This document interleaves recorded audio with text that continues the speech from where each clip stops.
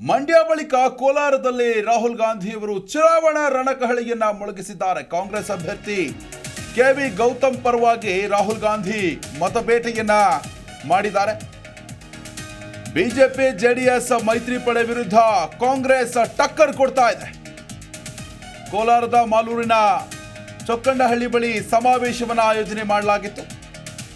ಮಂಡ್ಯ ಬಳಿಕ ನೇರವಾಗಿ ಕೋಲಾರಕ್ಕೆ ಹೋಗ್ತಾರೆ ರಾಹುಲ್ ಗಾಂಧಿ ಅವರು. ಅಲ್ಲಿ ಕಾಂಗ್ರೆಸ್ ಅಭ್ಯರ್ಥಿಗಳ ಪ್ರಚಾರವಾಗಿ ಅವರು ಕಾಂಗ್ರೆಸ್ ಅಭ್ಯರ್ಥಿಗಳ ಪರವಾಗಿ ಪ್ರಚಾರವನ್ನು ಮಾಡ್ತಾರೆ. ಇನ್ನು ರಾಹುಲ್ ಗಾಂಧಿ ಅವರು ಕಾಂಗ್ರೆಸ್ ಅಭ್ಯರ್ಥಿಗಳಿಗೆ ಬೂಸ್ಟ್ ಅನ್ನು ಕೊಟ್ಟಿದ್ದಾರೆ. ಇವತ್ತು ಅನೇಕ ನಾಯಕರು ರಾಹುಲ್ ಅವರಿಗೆ ಸಾಥನ್ನು ಕೊಟ್ಟಿದ್ದಾರೆ. ಬಿಜೆಪಿ ಜೆಡಿಎಸ್ ಮೈತ್ರಿ ಪಡೆ ವಿರುದ್ಧ ಕಾಂಗ್ರೆಸ್ ರಣಕಹಳೆಯನ್ನು ಮೊಳಗಿಸಿದೆ.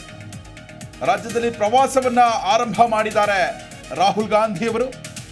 ಶತಾಯಗತಾಯ ಈ ಬಾರಿ ಕೇಂದ್ರದಲ್ಲಿ ಅಧಿಕಾರದ ಚುಕ್ಕಾಣಿಯನ್ನು ಹಿಡಿಬೇಕು ಅಂತ ಡಿಸೈಡ್ ಮಾಡಿಕೊಂಡು ರಾಜ್ಯದಲ್ಲಿ ಇರುವಂತಹ ಕಾಂಗ್ರೆಸ್ ಸರ್ಕಾರದ ಲಾಭವನ್ನು ಪಡೆದುಕೊಂಡು ಹೆಚ್ಚು ಹೆಚ್ಚು ಸ್ಥಾನಗಳನ್ನು ಗೆಲ್ಲಬೇಕು ಅನ್ನೋ ಒಂದು ಉದ್ದೇಶವನ್ನು ಇಟ್ಕೊಂಡು ರಾಜ್ಯಕ್ಕೆ ಚುನಾವಣಾ ಅಖಾಡಕ್ಕೆ ಇಳಿದಿರುವಂಥದ್ದು ರಾಹುಲ್ ಗಾಂಧಿಯವರು. ಇವತ್ತು ಸಮಾವೇಶದಲ್ಲಿ ಭಾಗಿಯಾಗಿ ಕಾಂಗ್ರೆಸ್ ಅಭ್ಯರ್ಥಿ ಕೆವಿ ಗೌತಮ್ ಪರವಾಗಿ ಮತಬೇಟೆಯನ್ನು ಮುಂದುವರೆಸಿದ್ದಾರೆ.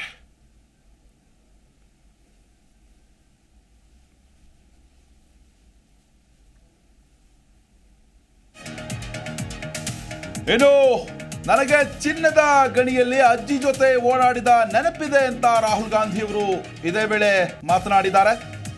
ಇಂದಿರಾ ಗಾಂಧಿ ಜೊತೆ ಕೋಲಾರಕ್ಕೆ ಭೇಟಿ ನೀಡಿದ ಗಳಿಗೆಯನ್ನ ಅವರು ಸ್ಮರಿಸಿಕೊಂಡಿದ್ದಾರೆ.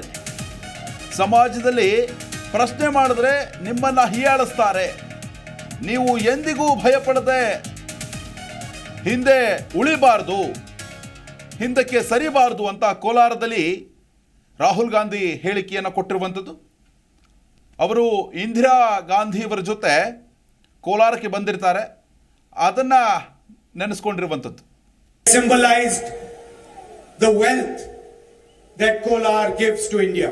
ಅಲ್ಲಿ ಕೆಳಗೋದಾಗ ಅಲ್ಲಿ ಚಿನ್ನದ ಒಂದು ಇಟ್ಕೆನ ನಾನು ನೋಡಿದೆ.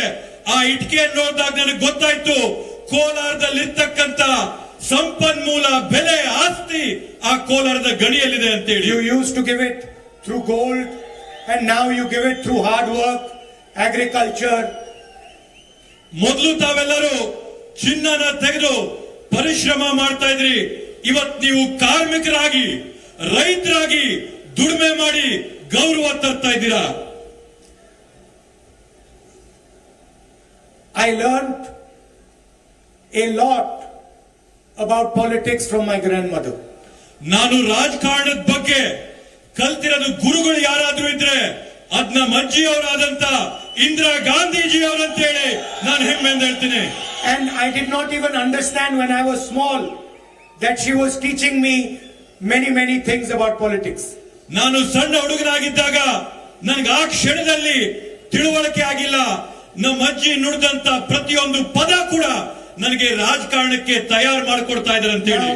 Many people they think politics is very complicated. ಸುಮಾರು ಜನ ಏನ್ ಅನ್ಕೊಂಡಿದ್ದಾರೆ ಅಂದ್ರೆ ರಾಜಕಾರಣ ತುಂಬಾ ಕಷ್ಟದ ಕೆಲಸ, ಚದುರಂಗದ ಆಟ ಅನ್ಕೊಂಡಿದ್ದಾರೆ. They think you have to make all sorts of calculations, you have to plan, you have to think about many different things.